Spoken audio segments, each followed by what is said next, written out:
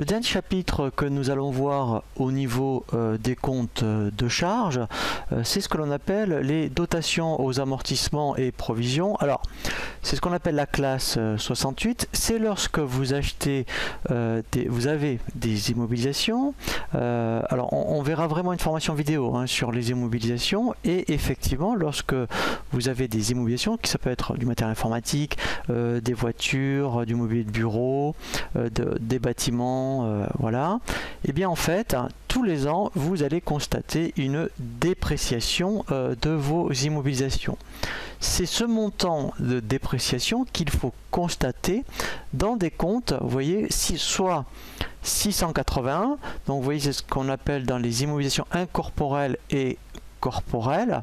Donc ça c'est vraiment pour tout ce qui est concerne immobilisation corporelle et incorporelle par rapport à du matériel informatique ou des voitures.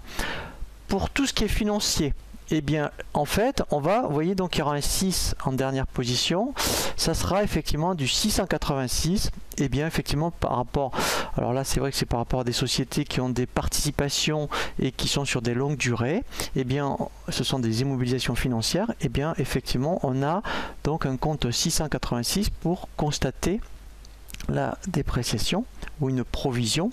Et après vous avez ce qu'on appelle les 687, donc là c'est vraiment exceptionnel, donc de constater une dépréciation. Donc vous voyez, ça peut être soit sur des immobilisations, soit sur du stock par exemple, et bien on va le passer dans du 687. Alors prenez du recul par rapport à ces comptes là, puisque je pense que c'est quand même particulier, et c'est vrai que comptablement quand même il faut être un petit peu aguerri sur ces notions là. Donc ça va être certainement votre expert comptable qui va passer ce type d'écriture tous les ans en fin d'année, justement par rapport à pour vous constituer votre bilan.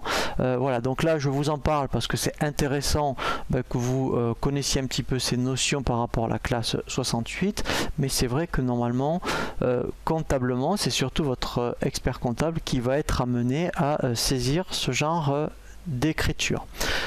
Nous allons maintenant après aborder bien effectivement la contrepartie des charges d'exploitation. Nous allons voir maintenant la partie produits, et nous allons donc commencer par ce qu'on appelle les produits d'exploitation.